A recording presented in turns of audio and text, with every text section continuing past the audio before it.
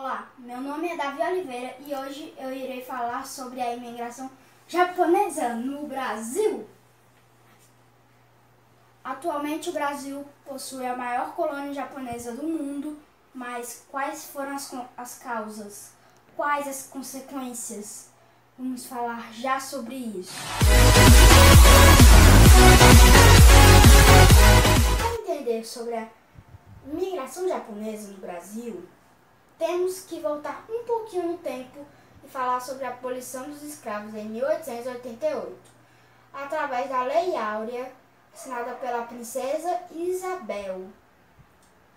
Nessa época, o principal motor da economia brasileira era a produção de café, mas a principal força de trabalho era a mão de obra escrava. Com o fim da escravidão, os grandes donos de fazenda tiveram que buscar novas formas de conseguir mão de obra. Daí surgiu a ideia de usar a mão de obra de trabalhadores imigrantes. Enquanto isso, no Japão, o país havia ficado isolado do mundo por mais de 200 anos, durante a dinastia Edo, que foi o período que o Japão foi governado pelos shoguns da família Tokugawa. Nesse período, o Japão ficou livre de doenças estrangeiras, de guerras e de imigrações. O problema é que o Japão possui limitações geográficas, onde fica localizado em um arquipélago, isto é, um pequeno conjunto de ilhas. Sua população estava crescendo bastante e logo ficaria sem espaço suficiente. Após a restauração de Meiji, o governo japonês realizou diversas reformas, inclusive as aberturas da economia e das fronteiras. Entretanto, essa abertura da economia não favoreceu os mais pobres, pois trouxe novos equipamentos, o que iniciou o processo de mecanização da agricultura, diminuindo os empregos, assim como trouxe o aumento das cobranças de impostos em dinheiro, que antes eram pagos com parte da produção. Isso fez com que muitas das famílias japonesas perdessem suas terras para o governo, por não conseguirem pagar seus impostos. A população pobre começou a migrar para as grandes cidades japonesas. Nisso, o governo japonês viu a necessidade de realizar a imigração dessa população pobre. Enquanto isso, no Brasil, havia uma grande necessidade de mão de obra, mas o Brasil possuía leis que barravam as imigrações de países orientais e da África.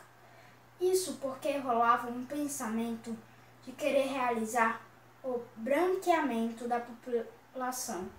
Apenas em 1890, o presidente Marechal Deodoro de Fonseca assinou uma lei autorizando esses povos virem para o Brasil, mas apenas com autorização do Congresso. Foi em 1892, através da Lei 97, que os povos do Japão e da China conseguiram o direito de imigrar para o Brasil sem restrições. E foi assim, com a necessidade do Japão de emigrar sua população e a necessidade do Brasil de imigrantes, que os dois países puderam começar a se planejar.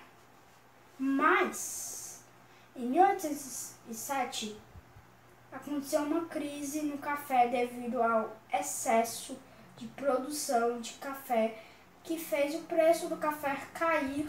Apenas em 1981, o preço do café voltou a subir e o Brasil voltou a estimular a imigração estrangeira.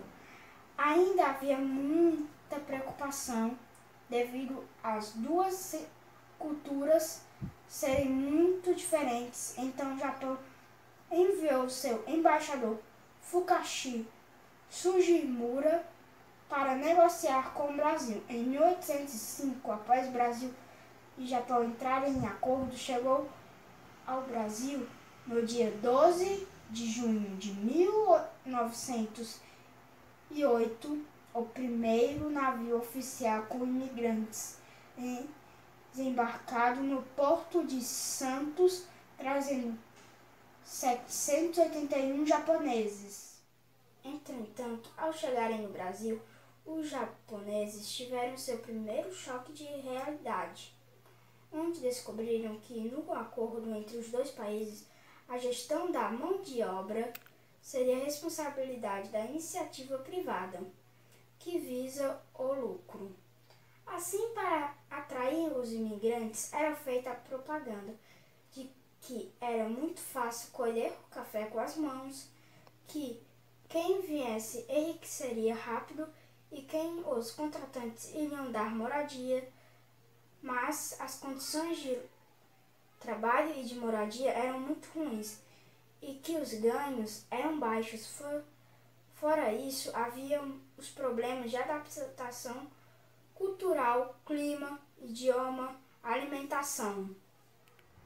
Mesmo com todas as dificuldades, a comunidade japonesa se tornou uma das maiores e mais importantes no Brasil, estando mais concentrado no estado de São Paulo, ajudando a influenciar o Brasil em diversas áreas da cultura.